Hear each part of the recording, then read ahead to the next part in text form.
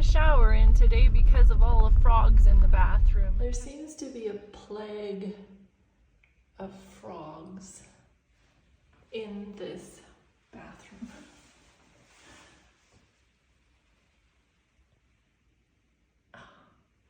I won't be brushing my teeth in here.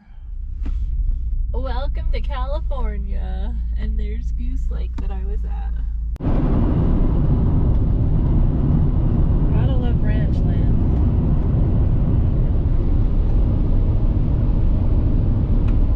I'm on 395 South.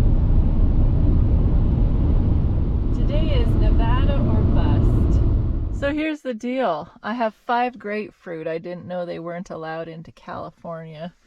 So I've got to eat them now. They're expensive. I'm not going to just give them to them. I'm down to my last grapefruit. It's so delicious. One of them was rotten, so I only had to eat 4. Have you ever eaten 4 grapefruit at once?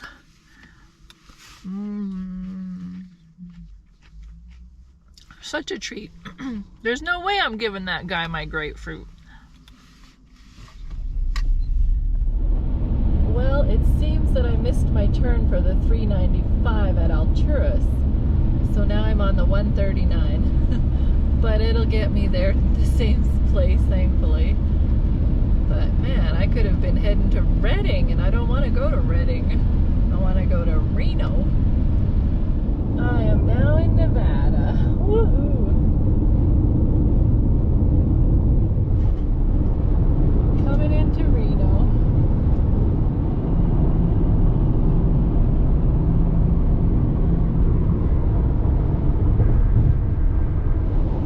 Boy, it looks like there's some kind of forest fire or something.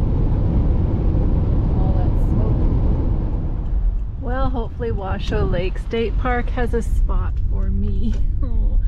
If so, I'll be here for a week. Okay, I chose number 40. This is all so deja vu, as I've been here before last year. Anyways, it's really nice to have a covering for your food. I had a good night's sleep, and now I'm off to Lake Tahoe State Park to get some hiking in. I've never been here before, so this is going to be really fun. This is a very curvy road. I'm on Highway 50, and you're only allowed to go 50 miles an hour. Spooner Lake and backcountry. Awesome. Well, I'm definitely coming back to Spooner Lake, but I want to go further on down the road. There's another trail I want to do first. It's good to look at maps and things. Well, there's Lake Tahoe. Yay, my first sighting. Lots of construction on this road. Where's this monkey rock?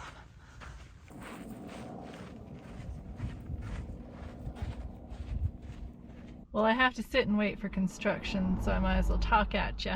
That Monkey Rock trail was crazy. I had to pay for parking electronically. I've never done that before, and nothing printed out, but I had to give them my car license plate number. So I was a bit longer than an hour. I don't know how they measure these things, if I get a written ticket or if it'll show up somewhere, I don't know. But that's pretty stressful. It was a pretty steep hike, and then to have to do it in under an hour is impossible. But as you saw, the views at the top were amazing.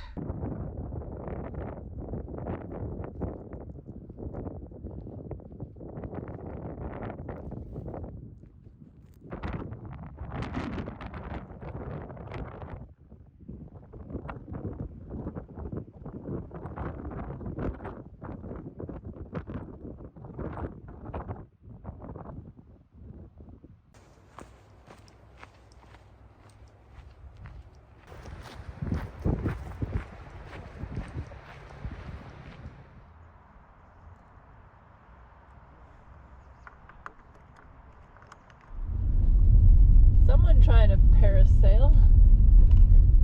I have to tell you a story.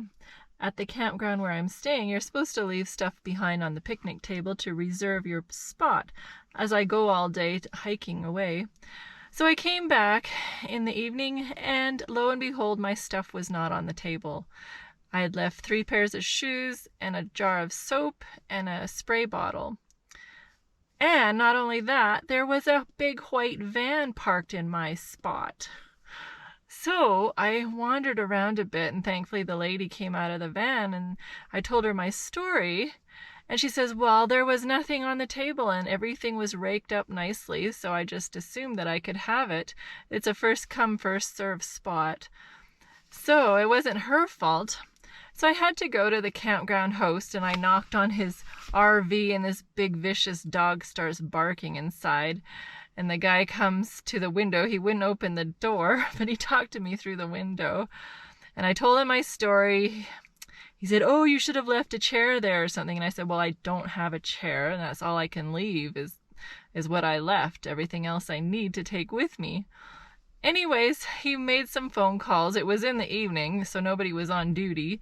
But thankfully, the park manager had sympathy, and she went dumpster diving and found my shoes and all my belongings in the dumpster.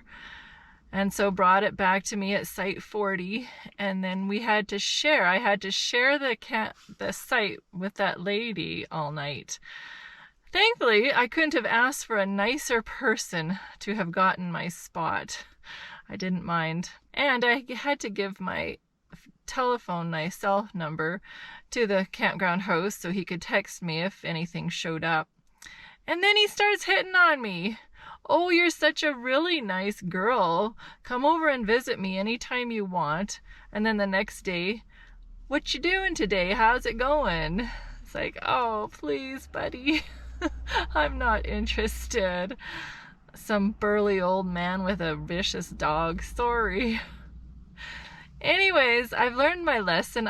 I now take my picture of what I leave behind and my site number and my vehicle to prove that I did have that spot.